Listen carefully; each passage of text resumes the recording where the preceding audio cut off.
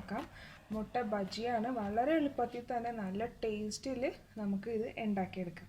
അതിന് വേണ്ടി ഞാൻ 4 മുട്ട എടുത്തിട്ടുണ്ട്. അത് പുഴുങ്ങി ഇതുപോലെ ഉണ്ണി സെപ്പറേറ്റ് ആക്കി മാറ്റിയാണ് വെച്ചിരിക്കുന്നത്. 2 കഷ്ണമായിട്ട് കട്ട് ചെയ്തിട്ട് നമുക്ക് അതിൻ്റെ ഉണ്ണി എടുത്ത് മാറ്റാം.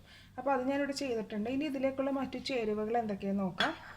ഞാനിവിടെ ഒരു വലിയ പച്ചമുളകാണ് എടുത്തേക്കുന്നത്. വലുതായതുകൊണ്ടാണ് ഒരെണ്ണം എടുത്തത്. ചെറിയ പച്ചമുളകൊക്കെയാണെങ്കിൽ നമുക്ക് 2 എണ്ണം എടുക്കാം. ആവശ്യത്തിന് കറിവേപ്പില ഒരു 5 എണ്ണമാണ് എടുത്തേക്കുന്നത്. ചെറിയ ഉള്ളി, പിന്നെ ഒരു ചെറിയ കഷ്ണം ഇഞ്ചി ചെറിയ കഷ്ണങ്ങളായി കട്ട് ചെയ്തിട്ടുണ്ട്. ഇനി ഇതിലേക്കുള്ള മസാലകൾ പറയാം. 1/2 ടീസ്പൂൺ ഗരം മസാല പൊടി, 1/2 ടീസ്പൂൺ നമ്മുടെ കുരുമുളക് പൊടി, പിന്നെ ഒരു 1/4 ടീസ്പൂൺ മഞ്ഞൾപ്പൊടി. ഇനി ഇതിലേക്ക് നമുക്ക് ഉപ്പ് വേണം, പിന്നെ വെളിച്ചെണ്ണ വേണം. അതുകൂടാതെ നമുക്കിത് മുക്കി പൊരിക്കാൻ വേണ്ടി എൻ്റെ ബാറ്റർ തയ്യാറാക്കി വെച്ചിട്ടുണ്ട്. ഇതിലേക്ക് ഉള്ളത് എന്തൊക്കെയാണെന്ന് പറയാം. ഒരു 3 ടേബിൾ സ്പൂൺ മൈദ എടുത്തിട്ടുണ്ട്, 1 ടേബിൾ സ്പൂൺ അരിപ്പൊടി എടുത്തിട്ടുണ്ട്, ഉപ്പ്, ആവശ്യത്തിന് വെള്ളം ചേർത്ത് ഞാനിവിടെ നേരത്തെ തന്നെ തയ്യാറാക്കി വെച്ചിരിക്കുകയാണ്. ഇതാണ് ഇതിൻ്റെ ഒരു പരുവം. ഒരുപാട് വെള്ളമായി പോകരുത്, ഒരുപാട് കട്ടിയോ ആയി പോകരുത്. അപ്പോൾ നമുക്ക് തയ്യാറാക്കാം മുട്ട ബജി. ഇവിടെ പാൻ ചൂടായിട്ടുണ്ട്. അതിലേക്ക് ആവശ്യത്തിന് വെളിച്ചെണ്ണ ഒഴിച്ച് കൊടുത്തിട്ടുണ്ട്. ഇനി ഇതിലേക്ക് അരിഞ്ഞ് വെച്ചേക്കണ എല്ലാം നമുക്ക് ചേർത്ത് കൊടുക്കാം.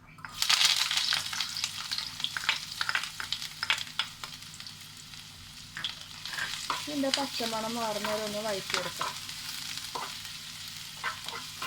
ഒന്ന് വാടിക്കിട്ടിയാൽ മതി.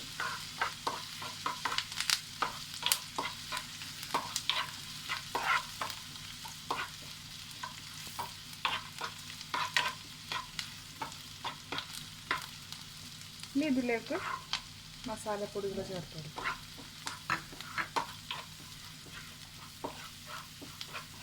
ഞാൻ മസാലയുടെയൊക്കെ ഒരു പച്ചമണം മാറുന്ന വരെ നമുക്ക് വഴറ്റാം. തീ കുറച്ച് വെച്ച് വേണം ഇതെല്ലാം ചെയ്യാൻ.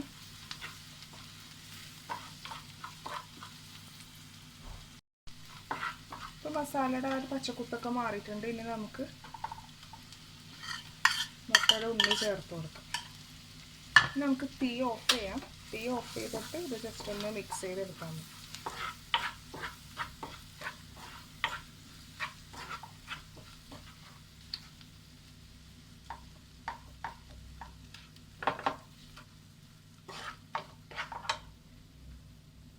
തീ ഓഫ് ചെയ്തതിന് ശേഷം ഞാൻ മുട്ടയുടെ ഉണ്ണിയൊക്കെ ഉടയാത്തതെല്ലാം നല്ലോണം ഉടച്ച് വെച്ചിട്ടുണ്ട്. നമുക്ക് ഇനി ഇതിലേക്ക് ഉപ്പ് ചേർത്ത് കൊടുക്കാം. ആവശ്യത്തിന് ഉപ്പ് ചേർത്ത് കൊടുക്കാം.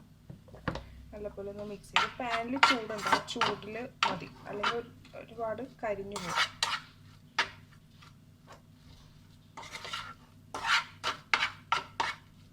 ഇപ്പോൾ മുട്ട ബജി ഉണ്ടാക്കുന്നതിൻ്റെ മസാല റെഡി ആയിട്ടുണ്ട്.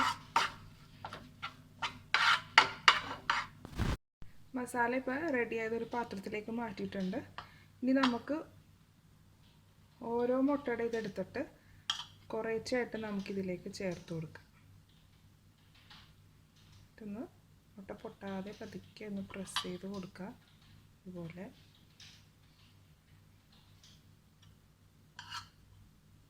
കുറേശ്ശായിട്ട് ചേർക്കുക.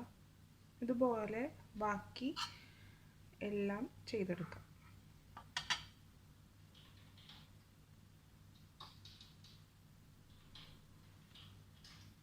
മസാലകളെല്ലാം മുട്ടയിലേക്ക് വെച്ച് നിറച്ചിട്ടുണ്ട്. ഇനി നമുക്കിതൊന്ന് എടുത്ത് വെച്ചിരിക്കുന്ന ഈ ബാറ്ററിൽ മുക്കി പൊരിച്ചെടുക്കണം.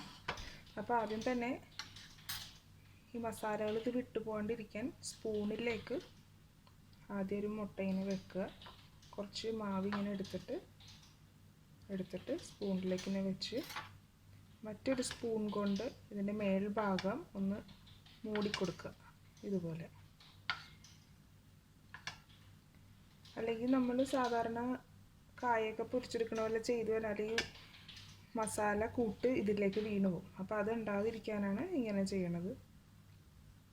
ഇനി ഈ സ്പൂൺ നമുക്ക് എണ്ണയിലേക്ക് ഇട്ട് നമ്മളിപ്പോഴേക്ക് എണ്ണയിലേക്ക് വെക്കുമ്പോൾ തന്നെ ഈ മുട്ട ഓൾറെഡി അതിലേക്ക് വീണ് കഴിയും.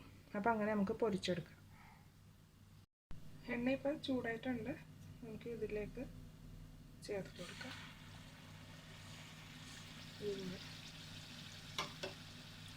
ഇതുപോലെ ബാക്കിയെല്ലാം നമുക്ക് ചെയ്യാം. അപ്പോൾ നമ്മുടെ എഗ് ബജി ഇവിടെ റെഡി ആയിട്ടുണ്ട്. അപ്പോൾ നിങ്ങൾ തീർച്ചയായും ഈ റെസിപ്പി ട്രൈ ചെയ്ത് നോക്കണം.